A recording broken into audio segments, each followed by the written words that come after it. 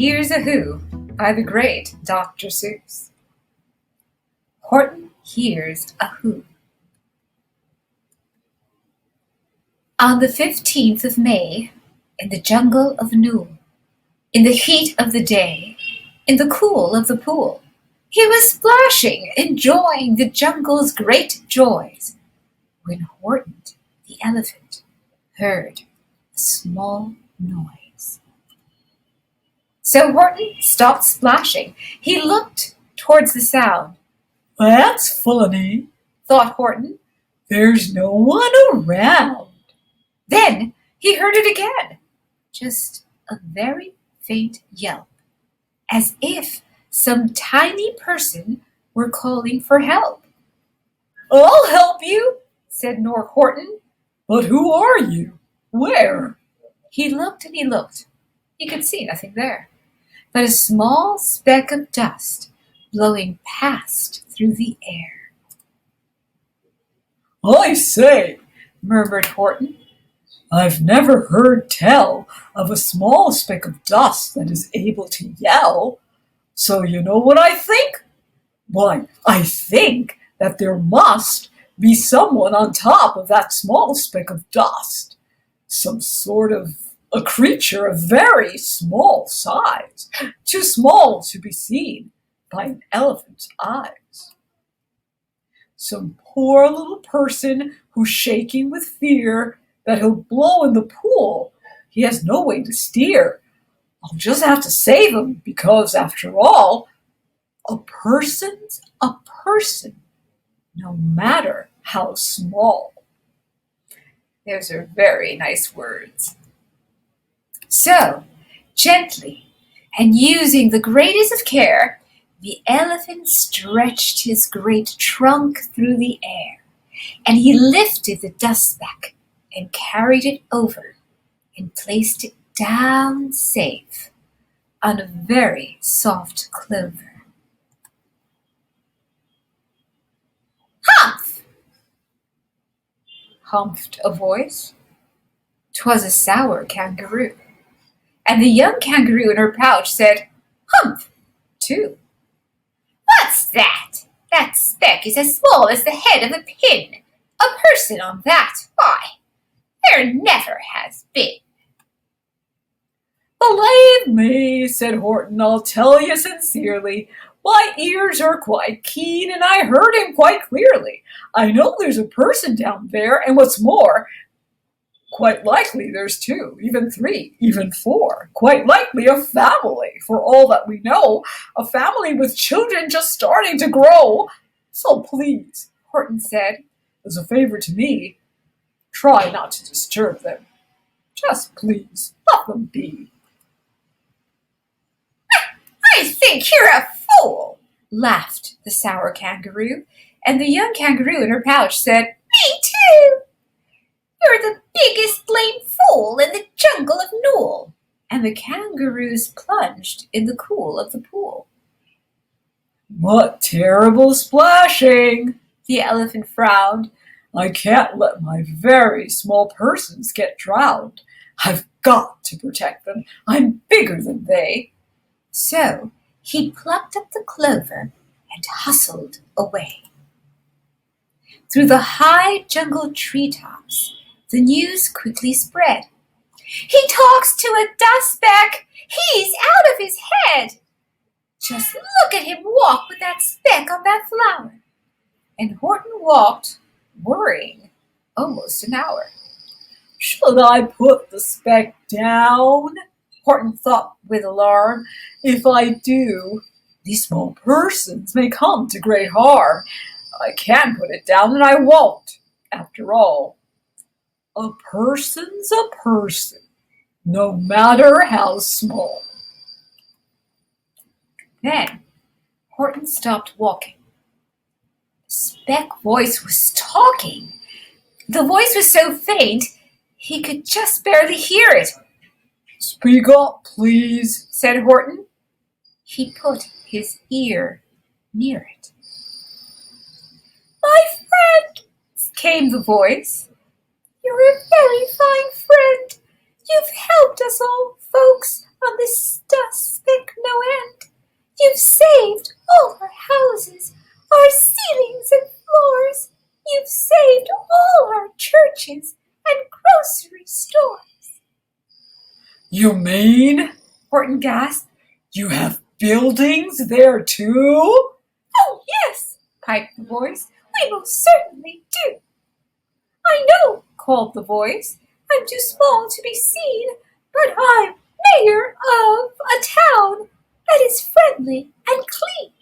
Our buildings to you would seem terribly small, but to us who aren't big, they are wonderfully tall. My town is called Whoville, for I am a Who, and we Whos are all thankful and grateful to you. And Horton called back to the mayor of the town, You're safe now, don't worry. I won't let you down.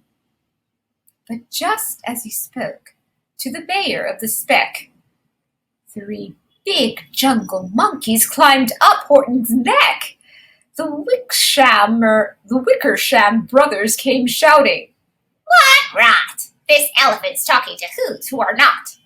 There aren't any Whos and they don't have a mayor. And we're going to stop all this nonsense, so there. They snatched Horton's clover. They carried it off to a black-bottomed eagle named Valdikoff, a mighty strong eagle, a very swift wing. And they said, Will you kindly get rid of this thing? And before the poor elephant even could speak, that eagle flew off with a flower in his beak. All that late afternoon and far into the night, that black-bottomed bird flapped his wings in fast flight, while Horton chased after with groans over stones that tattered his toenails and battered his bones, and begged, Please, don't harm all my little folks who have as much right to live as us bigger folks do. But far, far beyond him, that eagle kept flapping, and over his shoulder called back, Quit your yapping. I'll fly through the night. I'm a bird, I don't mind it. And I'll hide this tomorrow where you'll never find it. And at 6:56 the next morning, he did it. It sure was a terrible place that he hid it. He let that small clover drop somewhere inside of a great patch of clovers 100 miles wide. Fine that, sneered the bird, but I think he will fail. And he left with a flip of his black-bottomed tail. I'll find it, cried Horton. I'll find it or bust. I shall find my friends on my small speck of dust. And clover by clover with care, he picked up and searched them and called, Are you there? But clover by clover he found that the one that he sought for was just not around. And by noon, poor old Horton, more dead than alive, had picked, searched, and piled up 9,005. Then, on through the afternoon, hour after hour, till he found them at last on the 3,000,000th flower. My friends, cried the elephant, tell me, do tell, are you safe? Are you sound? Are you whole? Are you well? From down on the speck came the voice of the mayor. We really had trouble, much more than our share, when that black-bottomed birdie let go and we dropped. We landed so hard that all our clocks have all stopped. Our teapots are broken, our rocking chairs smashed, and our bicycle's tires all blew up when we crashed. So, Horton, please, pleaded that voice of the mayor, will you stick by our Whos while we're making repairs? Of course, Horton answered. Of course I will stick. I'll stick by you small folks, through thin and through thick. Humph! humphed a voice. For almost 2 days you've run wild and insisted on chatting with persons who've never existed. Such carry-ons in our peaceable jungle. We've had quite enough of your bellowing bungle. And I'm here to state, Snapped the big kangaroo. that your not silly nonsensical game is all through. And the young kangaroo in her pouch said, Me too! With the help of the Wickersham brothers and dozens of Wickersham uncles and Wickersham cousins and Wickersham in-laws, whose help I've engaged, you're going to be roped, and you're going to be caged. And as for your dust-specked, ha! That we shall boil in a hot steaming kettle of bezelnut oil. Boil it? gasped Horton. Oh, that you can't do. It's all full of persons. They'll prove it to you. Mr. Mayor, Horton called. Mr. Mayor, you've got to prove now that you really are there. So call a big meeting, get everyone out, make every who holler, make every who shout, make every who scream. If you don't, every who is going to end up in a bezelnut stew. And down on the dust speck, the scared little mayor quick called a big meeting in Whoville Town Square. And his people cried loudly. They cried out in fear, "We are here! We are here! We are here! We are here!" The elephant smiled. That was clear as a bell. You kangaroos surely heard that very well.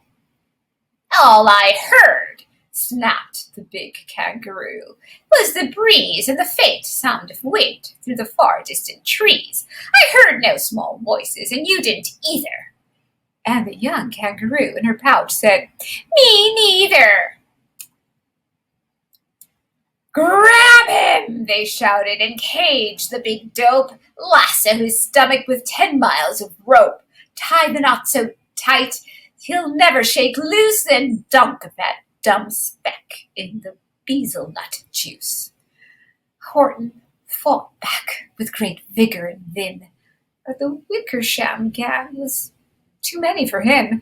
They beat him, they mauled him, they started to haul him into his cage, but he managed to call to the mayor, Don't give up. I believe in you all. A person's a person, no matter how small. And you very small persons will not have to die if you make yourselves heard. So come on now and try. The mayor grabbed a tom-tom. He started to smack it. And all over Whoville they whooped up a racket. They rattled tin kettles, they beat on brass pans, they on garbage pail tops and on old cranberry cans. They blew on bazookas and blasted great toots, on clarinets and oompas and boompas and flutes. Great gust of loud racket rang high through the air. They rattled and shook the whole sky.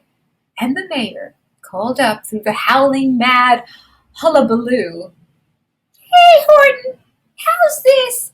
Is our sound coming through? And Horton called back, I can hear you just fine, but the kangaroo's ears aren't as strong quite as mine. They don't hear a thing. Are you sure all your boys are doing their best? Are they making all noise? Are you sure every who down in Whoville is working? Quick, look through your town. Is there anyone shirking?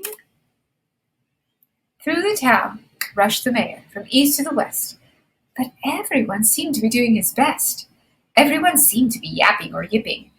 Everyone seemed to be beeping or bipping.